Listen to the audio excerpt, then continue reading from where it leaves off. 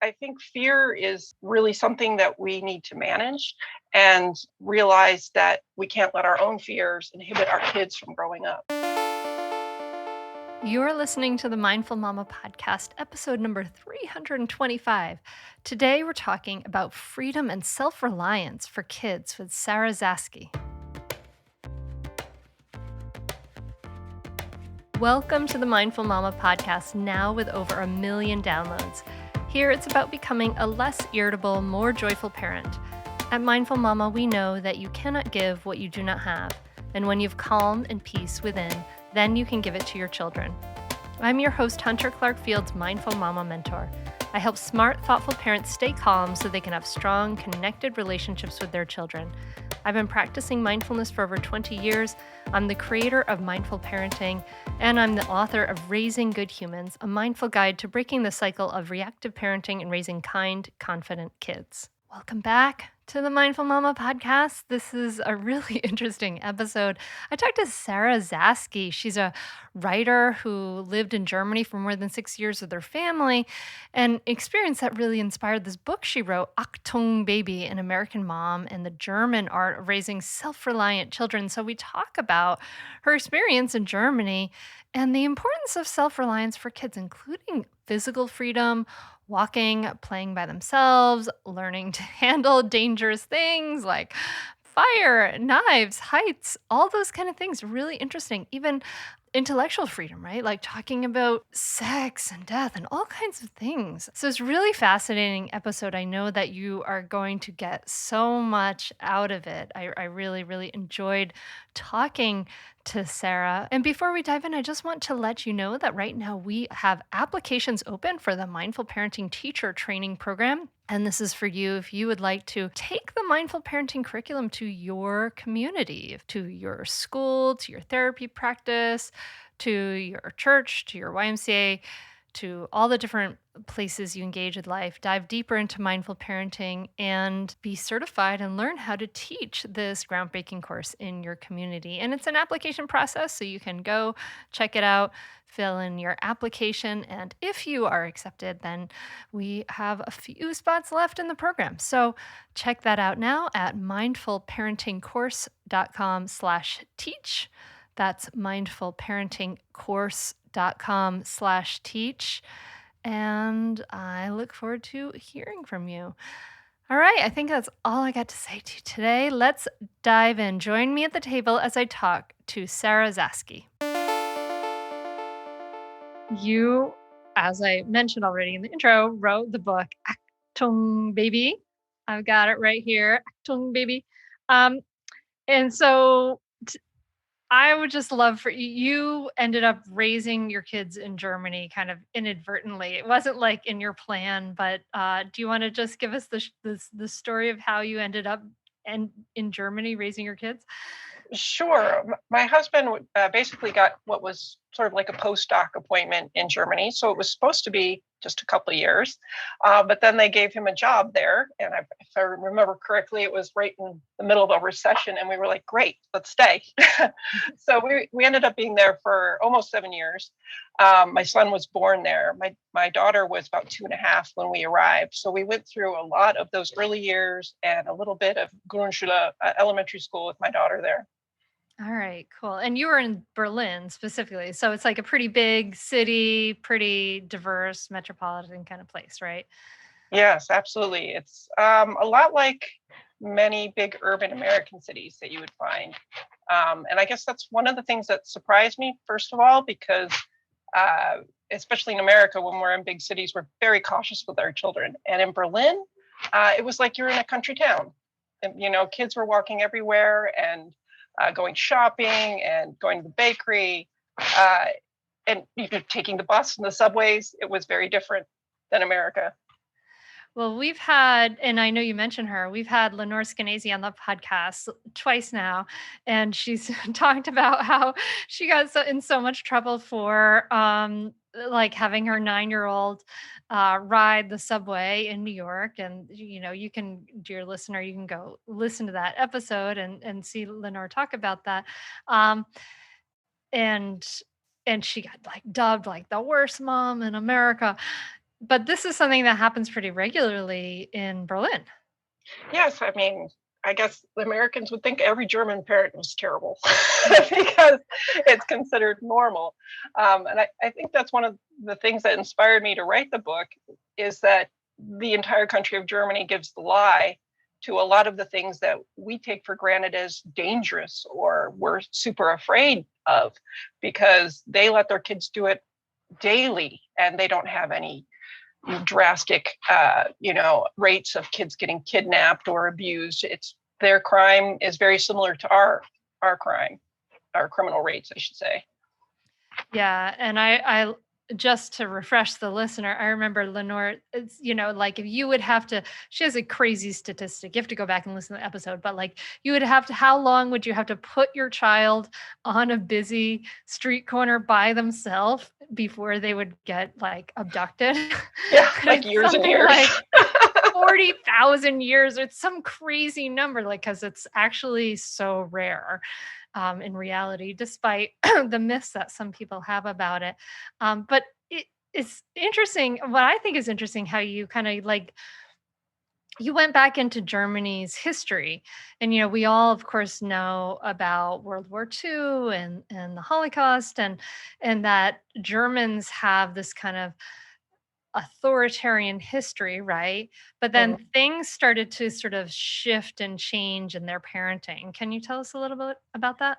Sure. So, as you might imagine, the generation that came right after the Nazi years had a huge reaction against what their parents had done. They wanted to reject everything authoritarian, so far that they went almost like dramatically the other way. And especially with parenting as well, because they saw the roots of that controlling behavior happening in parenting. And it makes a lot of sense. If you're a kid and all you know is control by your parents, that's how you grow up and you're like used to being controlled. So they started things like anti-authoritarian kindergartens where they had no rules at all, which you can imagine what kind of chaos that was. And if you go back and see some of the pictures, they have kids, running around naked and throwing mud on the walls. And I think this is like the 60s, right? And so things have swung back a little bit from that time for sure in Germany. But you would be really hard pressed to find a German parent who would say, it's good to control your kids. It's good to make sure that they behave is the first thing, that they should do, or they should be obedient. They really reject that idea. Instead, they take the German value of self-reliance, which is an old value, but it's now more like independence and nurturing their individuality, which is quite a dramatic change from Nazi Germany. But it's also a dramatic change now from how Americans treat their kids. We have somehow become a country that is very into controlling kids, like deciding how they play, where they go, in the name of safety usually, and also sometimes in the name of their education and their future.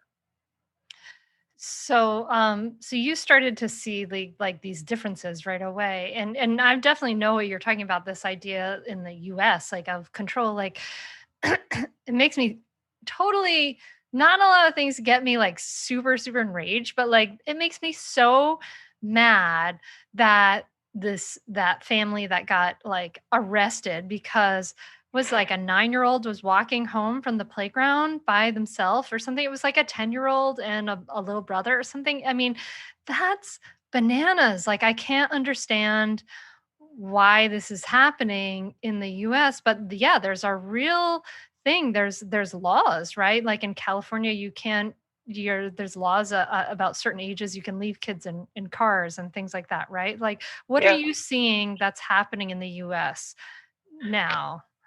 That's the way I it's think we're in a little of a conflict. I hope we're at a tipping point where we're starting to see that's crazy because, when I grew up, I was the kind of kid in the 80s, my mom would dash into the store and get something. I played in the neighborhood until the lights went out, or she would literally bang a pot in the window to get us home.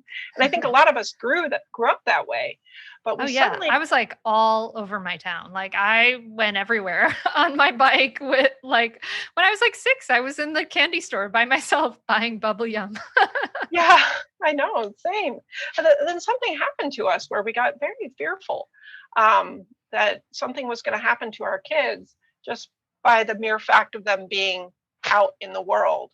Um, and the reaction that we have to that was to just lock it down, like they can't do anything.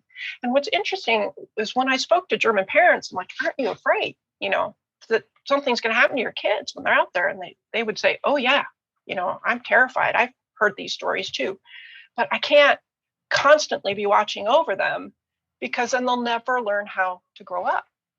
And Mm. and I was just like, whoa, it kind of set me back a little bit. I'm like, oh yeah, that's the goal. And there's absolute another thing that we don't seem to realize is there's no way that we can keep our kids 100% safe. It's just not possible. That's not how life works. We can't keep our own selves 100% safe. So what we do as adults, right, is we assess risk. We take precautions, we prepare. And that's actually the same thing we should be doing with our kids is teaching them how to assess risk around them, how to prepare themselves for things that might happen, and then let them do it, at the appropriate age level or when they're ready.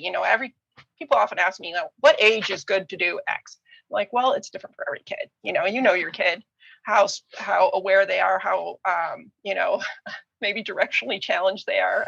My son is actually like really good at directions, and he had the bus figured out in our town like within a week of moving here. My daughter has gotten on that bus and gone the wrong way several times. So it's like, it's always depends on the kid. But yeah, I think fear is really something that we need to manage, and realize that we can't let our own fears inhibit our kids from growing up. So when yeah, it's definitely our own stuff. It's our own fear because it's not reality. It's not statistics. Like maybe it's the news media, but so when you got to Germany with your daughter, how did you start to like confront your your own, maybe did you notice like your own attitudes that you had just kind of absorbed through culturally that were in contrast to this more independence minded attitudes? Oh yeah, absolutely. Like almost from the beginning. So she was like 2.5 when we first moved there, and we had a birthday party for her when she was 3. And we went to a nearby park with another family, and it had this playground, but the playground was surrounded by a wall, and you couldn't see inside it. And their kids asked to go play, and then they took my daughter, and they left and went behind the wall, and nobody moved. Stay tuned for more Mindful Mama podcast right after this break.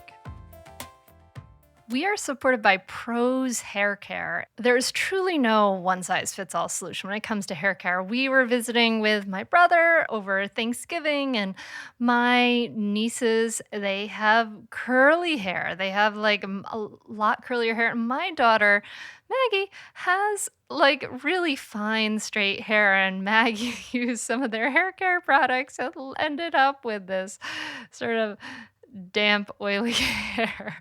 So, a product that works wonders for curls, it just really quite did make her straight hair limp and greasy. So that's not going to be a problem for you at all, though, with a personalized Prose hair care routine. And, I can honestly say I've never been more in love with my hair. Prose makes custom hair care that's effective because it's personal.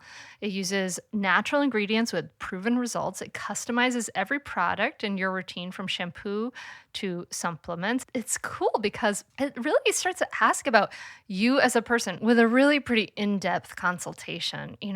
Prose asked all these things like about my zip code, eating habits, of course, about my hair care products, how much I exercise. It's really fascinating. And then after that, they analyze all the answers and they determined what unique blend of ingredients should be in every product of your own custom routine. And so they get all your hair care goals covered. Plus, as a carbon neutral certified B Corp, Prose is an industry leader in clean and responsible beauty. All their ingredients are sustainably sourced, ethically gathered, and cruelty free. They're also the first custom beauty brand to go carbon neutral. So cool. Plus, if you're not 100% positive that Prose is the best hair care you've ever had, they're going to take their products back, no questioned asked, which is so, so cool. So Prose is the healthy hair regime with your name all over it. Take your free in-depth hair consultation and get 15% off your first order today. Go to prose.com/hunter. That's prose.com/hunter for your free in-depth hair consultation and 15% off. And I was like, just the kids went. Just like the kids went by the wall. I was just like, should I go? And they're like, oh no, they'll be fine. They go here all the time. And this 2 3-year-olds and a 5-year-old. And then I was like looking around me, and I was noticing all these picnic groups that the kids are just coming and going, and nobody's hovering over their kids on the playground. And that's when I was like, oh, because I had at that point considered myself a fairly relaxed American parent, but not in Germany. In Germany, I was considered a helicopter eltern. I was considered a helicopter parent.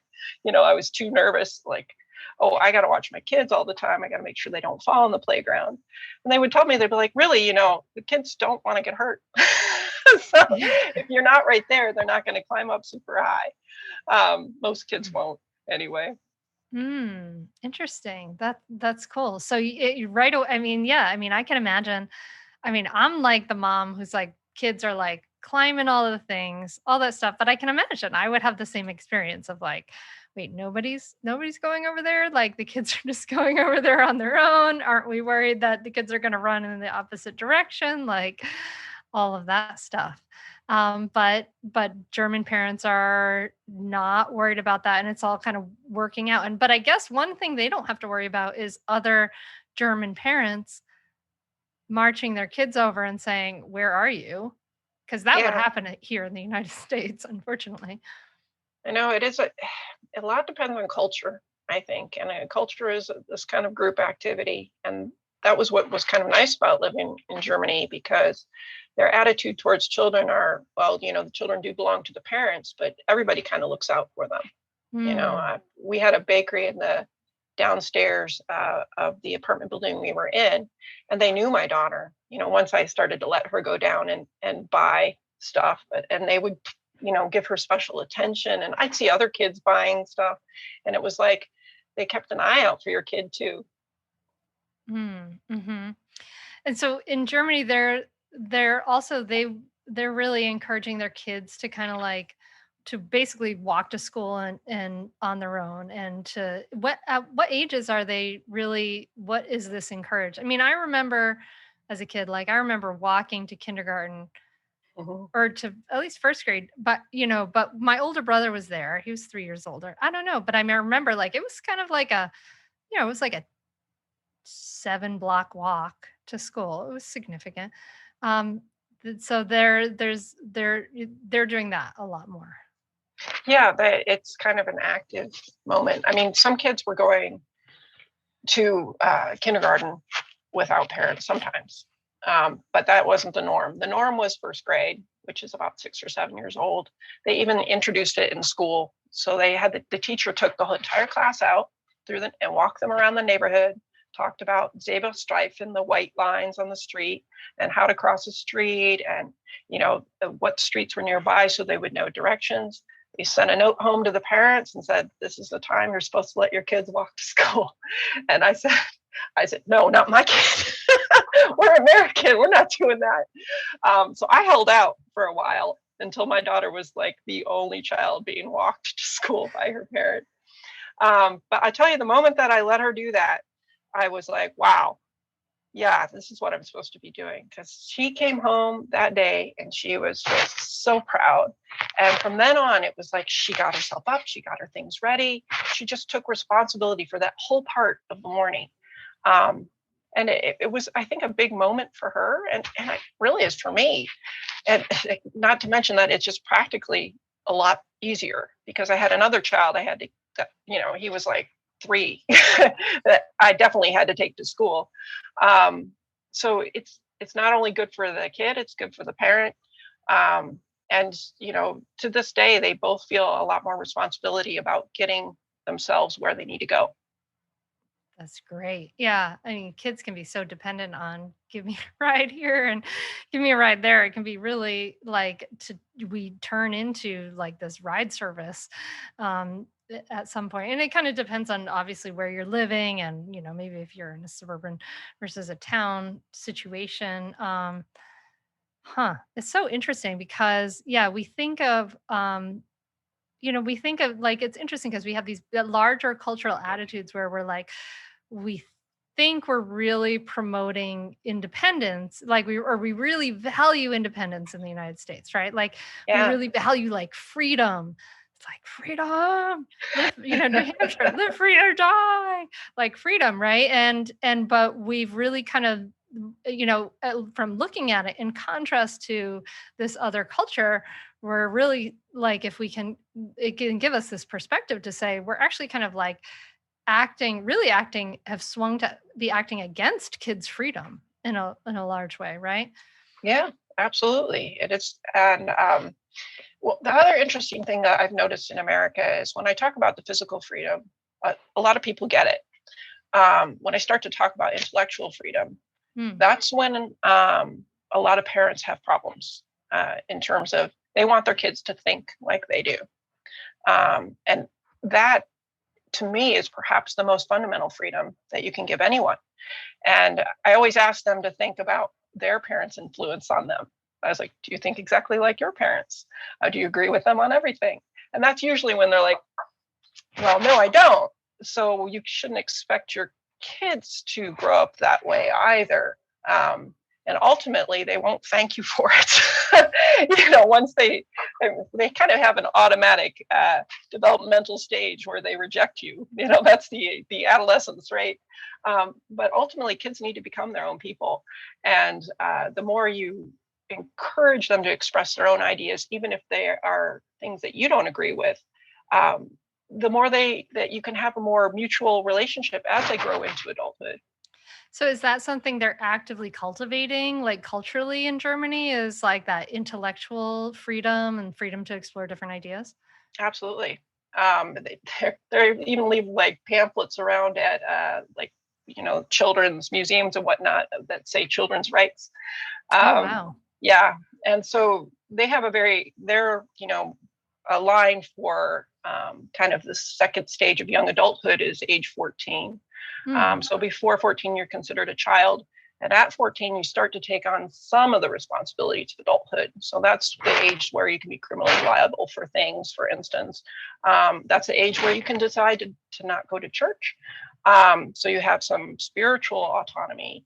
I think your parents can still, persuade you pretty heavily, but they have church and school. So you can say, I don't want to take that class anymore. So there are levels where they say, oh, you're starting to become your own person and you don't have to follow these certain things. Children's rights, that's a whole thing. And I was really interested to see in that you said that in Germany they outlawed spanking in 2000. And I and now that I mean now that I start to see spanking now as like it's kind of like state sanctioned domestic violence basically, and I can't really understand why we say that it's okay to hit our most vulnerable population. That was really fascinating to me. And you had some really interesting statistics on how prevalent it is in the United States. Yeah, it is fairly prevalent still, even today, even with all we know. I mean, scientifically, there have been studies, and it does damage for a long time. And you can imagine how powerless you feel as a small child to be hit. And it, the one standard that I think is interesting, if you wouldn't do something to an adult, I don't understand why we would do it to a child. And we don't even hit adults for punishment in prison. That is totally forbidden. Why we would hit a child who's learning how to behave, I don't understand. And there's evidence that spanking leads to violent behavior as adults because that frustration comes out, and also that idea of control. There's a lot of studies too as well that people who are spanked as children are more authoritarian in their views towards everything. So for the Germans, that evidence, of course, was very compelling because they want to do anything they can to make sure that their society never goes in the direction it went in World War II. And so it took some time and some convincing, but they've pretty much outlawed it, and even more importantly, it's not part of the culture, which I always think is more important, right? It might be against law, but people still do it. But not in Germany. They don't. Most kids have not experienced corporal punishment. Oh, wow. That's awesome. I'm so impressed, and I'm loving this. Yeah, we need to move that way here in the United States, but I can see that would be a really uphill battle. Like, you're telling me to wear a mask, and now you're telling me how to parent my kids. It would Now, if we could just, those parents who love freedom so much too, they're often people who talk a good game about freedom. If they can just put themselves in the position of that child and think about their freedom for a minute, that's really a fundamental thing. The freedom to not be hit, to make a mistake and be talked to reasonably versus, being punished harshly for it. I think it'll take some time, but it could happen here. Stay tuned for more Mindful Mama podcast right after this break. We are supported by Green Chef, a certified organic meal kit company, which is awesome. And it makes meals so easy. And, they have plans to fit every lifestyle. I love Green Chef.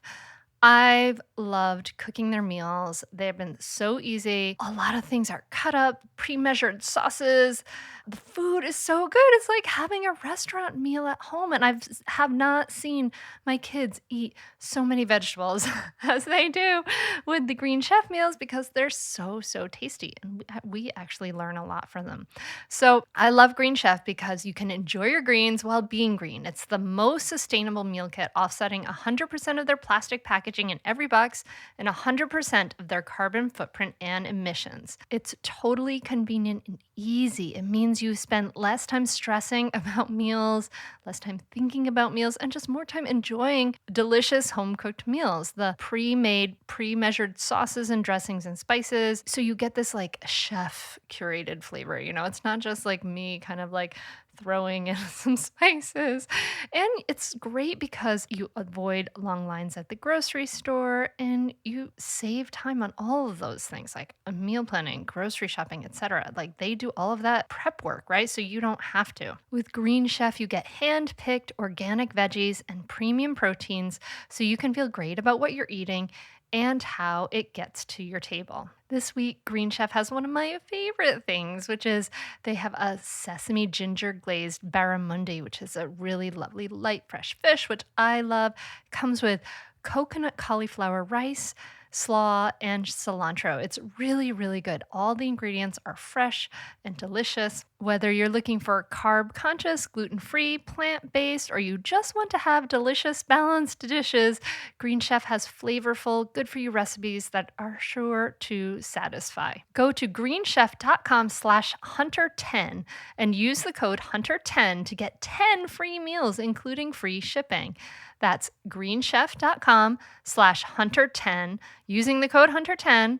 10 free meals. What an amazing deal. And you can find that link right in the show notes wherever you're listening to this podcast right now. I love Green Chef and I know you will too. It's the #1 meal kit for eating well. So go check it out, greenchef.com/hunter10. Well, we're bringing it in that direction right now as we speak. We're spreading the knowledge about that. So you eventually went back to the United States with your kids, right? Was it a culture shock returning home? It was a huge reverse culture shock. It was very strange. And mostly it was that we first landed in California where we had lived before in a very suburban, very safe neighborhood, much more safe, probably statistically, than Berlin. And it was a child desert. There were no children on the sidewalks. there were no children at the park. Nobody let their kids out. And we lived even a shorter distance from the school, and no kids walked. I mean, if they did walk, they were walking with their parents, but like we're less than a mile and people would get out, get in their cars, drive their kids the short distance to the school, get out of the car, walk the kid into the school. It was a little, I didn't want to feel like I was a rebel or somehow by letting my kids walk to school, but I also didn't want to deny them that because everybody else wasn't doing it. So yeah, it was a bit of a shock, and I had to deal with some parents who were like, "You let your kid do that? Oh, you shouldn't." And some of the attitudes were not like, "You shouldn't because they'll be, abducted or something." They were more like, "You shouldn't because somebody's going to tell on you," which Oh, wow, yeah. which in some ways is even more disconcerting. This kind of like control factor, I think, parents controlling other parents. Yeah. So how old were your kids when you got back and they were wanting to walk to school? My daughter was in fourth grade, and my son was just starting first grade. Now, my daughter had already been walking to school forever in Berlin, so I just let her go. Mhm. I ride her bike around the neighborhood. My son was a little young for first grade. I think he was 6, but it was really hot there one day, and he said, "Mom, I'd like to walk home and not ride in the car." I'd come to pick them up first because I had to be somewhere or something. And I said, the first thing I did, I have to admit, is I looked around at me at the other parents who were loading their kids in the car. I'm like, Yeah. what are they gonna think? And I'm like, oh, that doesn't matter. Just let it happen, right? And so I did.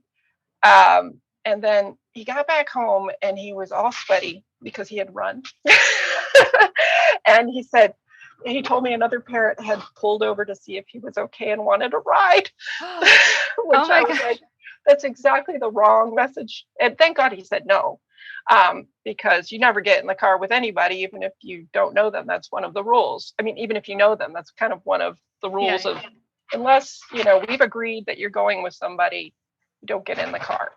And he told me then that he was afraid walking home.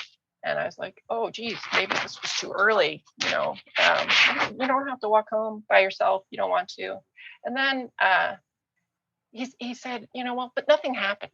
I'm like, no, it's not going to. And then maybe about a week later, he tried it again, and he was like, it was all right. I don't know what I was worried about. and from there, he walked a lot to and from school with his sister, without his sister, and he was fine. So, wow, I love it. I love that this like independence kind of it got sort of, you know, enculturated into you and into your kids. Um yeah, because we're social creatures. Like we take a lot of cues from what people are doing around us. Like with the pandemic, with towards the end of the pandemic, it's been really interesting to see like, well, okay, now that the like some stores require masks and some stores don't, and if now I have a vaccine, so I don't have to wear a mask. And so I remember going in and like just, what everyone would tell me is like, I just do what everyone else is doing, in this location. And that's natural. That's normal for us, but we tend to think like, no, I'll just be the independent one. But it really does take everybody in the culture starting to shift and change the ideas around this. Um, yeah. Which, I guess that's why, like, if, dear listener, if you're interested in this, like, that goes back to the Let Grow movement that Lenore Skenazy is working on, trying to get communities together to get kids to allow parents, maybe a whole school of kids or a whole neighborhood of parents to allow a little bit more independence. What do you see as some of the ways we can start to give kids a little more freedom, a little more, let them be more self-reliant, give them some more independence? Oh, absolutely. I've taken some cues from Lenore Skenazy and trying to foster things here. It really, culture, I think, changes mostly from the bottom up. We can make laws, and I do totally support Lenore Skenazy's free range parenting laws, which take away some of the whip where people are going to be visited by CPS because they let their kids out to play. But the most powerful thing we can do is to find like-minded parents, find a group of kids, Um, a lot of parents feel safer letting their kids go do things if it's more than one kid. I know I do. So if you find parents who are willing to let their kids go to the playground unsupervised together, then automatically start to have a community. And what happens is other kids see that. Other parents see that and they go, oh, well, that looks like fun for my kid. And it seems pretty safe because there's a group of kids there. And that's the way things kind of build. Sometimes you don't have to be the lone ranger, I guess, changing your entire neighborhood. But if you could just find a couple parents who are of the same mind and a couple kids, and your kids can be pretty good recruiters as well. I know that I let my daughter deliver birthday invitations all through our neighborhood when she was 9 or 10, I forget. But I got calls from parents. Sophia was just here. I'm like, yeah, she was delivering her birthday party invitation. She was on her bike by herself. I'm like, yes. And then a week or so later, all the friends started getting their bikes out again. Like, oh, well, Sophia does that. So, and then there was a group of girls in the neighborhood riding their bikes. And it's really nice to see. I love this. So I hope this is, dear listener, I hope this is like encouraging you to provide your kids with a little more independence, like, because that's what we want, right? We want self-reliant kids. We want kids who can be independent, can be confident, can get around the world, or aren't fearful, right? Helicoptering, it leads to like what the college campuses call as like fragile little teacup kids who can't handle any problems because they've never had to. And just like Sarah's saying, like just like that German teacher, walk them around the neighborhood. Like that's what we do. We show them how. Like when my kids we live on a cul-de-sac, but it meets up with a busy street. So we practiced walking across that street. We walked across it together 10 bazillion times. And then I said, okay, you tell me when to cross. And then they did it, and then I watched them do it. And it's like, we can scaffold our kids. It's not like we have to say we're helicoptering and then it's like, oh, freedom, the bars are open. We start to teach them about how to get around in the world. What are some of the like kind of ground rules that you give for your kids, or some of the things you encourage parents to teach kids as they're getting more independence? Like, for instance, like I made my kids memorize my phone number and our address at a very early age. I would drill them on it in the car and they can still memorize. It's probably the only phone number they'll ever know. But anyway, what about you, Sarah? What are some things that you encourage people to teach their kids as they go and are letting them be more independent? Stay tuned for more Mindful Mama podcast right after this break. We are supported by Thrive Cosmetics, which I love and use every single day, practically. I love their products. So the latest thing that I'm super psyched about that Thrive Cosmetics has is that their liquid lash extensions mascara, which is truly like the most amazing mascara. And I'm not like one to go around talking about makeup, but like I've actually been telling my friends about it because it's so different and better than anything I've ever used before. But what they have now, it's not only do they have the classic like black and dark brown, but they also have an amazing color called Nola, which is like a really deep blue. It's not like the 1980s, like scary, vibrant blue. It's like looks really good. And I'm obsessed with it. I've been wearing it a lot. And even my 14-year-old daughter has tried it too. We both love it. But that's not the only thing I love in Thrive Cosmetics.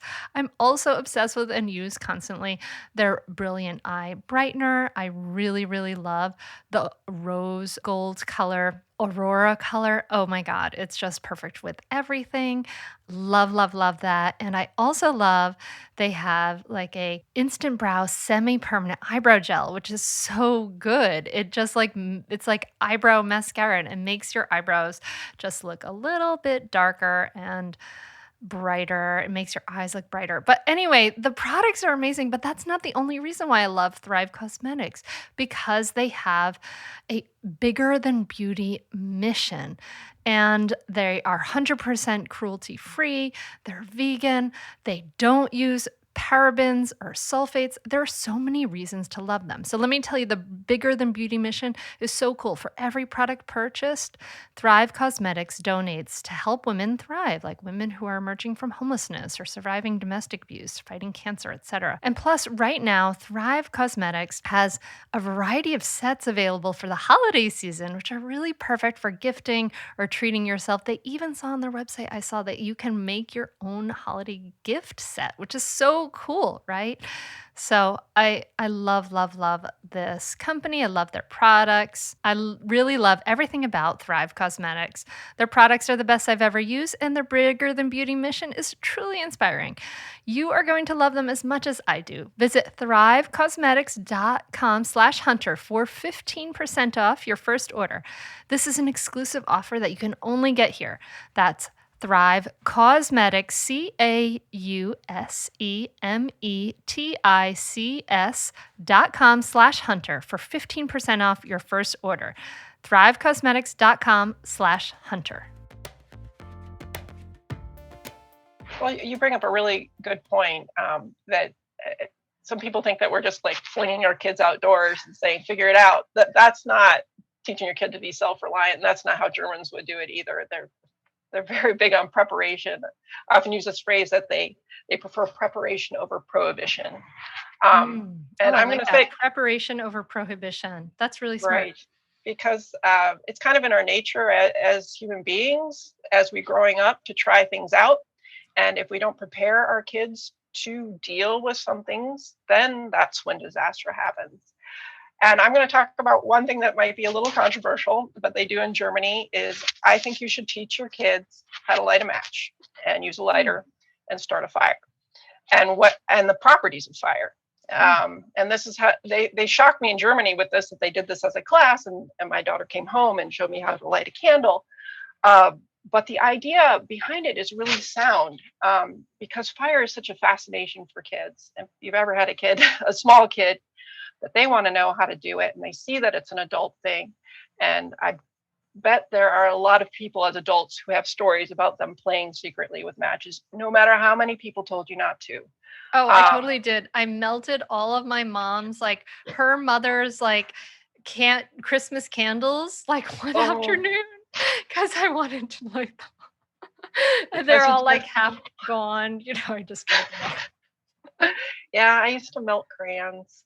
But I'm of the opinion now that the American prohibition on fire is probably a dangerous thing. And this is how it goes. If a kid doesn't know how to light a match, a small kid, and they sneak it and they light it and they don't even know how to hold it. They might hold it like this, and then their fingers burn and they drop it. And then maybe something starts to get on fire. And their first thought, if they've been told never play with matches, is I'm going to get in trouble. And then they run away, they hide, they don't tell their parents. And that's how really tragic things can happen. That's a lot of times how the fires can happen started by kids. But if you teach a kid all the rules around fire and you let them do it, we'd even have fire play. My son would say, oh, I'd love to, have fire play. So we'd lay out some aluminum foil and get a cup of water and some candles and let him have at it while somebody's there. He even told his uncle once, who was at the barbecue, and he was leaving. He's like, oh, I'm going to stay here because a fire needs a friend. Because one of the rules is that you never leave a fire alone. And if you have, because it could escape, right, and create danger. And if you have to leave it, somebody has to stay by. You tell somebody. So I would encourage parents to safely teach kids how fire works and how to operate a match and how to do a lighter. Because if they know that they can play with it with your permission and your supervision, they're much less likely to do something sneaky. Yeah. Or if they do and they have an accident, they're more likely to come tell you than to let it burn. Yeah, we've taught our kids how to do that. In fact, what we had, there's a bunch of there's actually I love, it's called Four Small Hands. It's just a website now. It used to be a catalog, but we got our kids, when my daughter was 6, we got her a little toolkit and had a little hand drill and a little saw and a little hammer and everything. So we taught her how to use those things, and we taught them how to cut safely, right? Like where to cut, and it's just life skills, right? That they need to learn all the things we need to learn at some point. So I love that. Let's teach our kids how to light a candle, and then they can light the Christmas candles at the table and feel special and all of that stuff. Yeah, we recently we're working with lighters too, like trying to teach my daughter how to do a lighter for our table candle too. It's really, Yeah, cooking is a good point too, as well. The kids always want to help you in the kitchen. That's a really good time to teach them how to, cut safely. And when you emphasize that something's dangerous, they get very serious, especially young mm, kids, and very careful. And that's how you want them to be. If they don't have any experience with it, that's when it can be really dangerous. yeah, yeah. And you need them to trust themselves too. It's like climbing a tree, or whatever. It's like when my daughter who's a huge climber, she actually climbed a little playground ladder before she could walk. Uh, she crawled That's over to the bottom of the exciting. ladder and climbed up, which was so great. But anyway, so she's a huge climber, and what I would say to her is like, how does that feel to be on that branch? Does it feel scary? Like, what does it feel like in your body to be? Do you feel like safe and comfortable there? And that's what they need, right? Like they need to be able to tune into themselves, not to be able to look to an external source and say, am I okay here? Right? Mhm. We need to have them internalize all of these things, whether it's climbing or lighting a match or crossing the street or saying no thank you to the well-meaning parent who's like, you want to ride home. Yeah, I mean, that's a really good way to put it, is to ask them how they feel. I like that idea, because if we're constantly telling them, be careful, watch out, then they're like second guessing themselves instead of listening to, that inner voice. Am I ready for this? It can create extra fear and anxiety if we're constantly telling them, you should be afraid. Instead, it's good to point out a specific thing, like how high is that branch off the ground? Is that a safe distance to you? Or do you feel capable of that? And congratulate them when they do something that they've, might have found scary when they were smaller. Yeah, yeah. All right, I love this. Yay, yay, Sarah, for more promotion of independence and freedom for kids, freedom from spanking and freedom to go do things in the world. I think this is I really appreciate the way you kind of put a mirror to our culture by going to a different culture. It's really fascinating. So where can people find out more about you and about your book, Achtung Baby? Well, I have a website, it's just my name, sarazaske.com. So you can find info about my book, and I've written several articles related to these experiences and other ones in America. Your kids, I think, I mean, my experience in Germany definitely opened my eyes to the need for their independence, but my kids just plain growing up have challenged me, and I think every parent gets challenged by their kids that stretch your boundaries a little bit. And my husband said something to me once. He's like, kids are supposed to do things that make their parents nervous, because they're growing up and they're trying to discover who they are and where their limits are. And it's all very normal. And I think that's always the message I try to leave parents with, because we get a lot of anxiety about raising our kids right. That our job is really fundamentally just, we have to love our kids and try to nurture them into who they want to become. So they're not our special projects.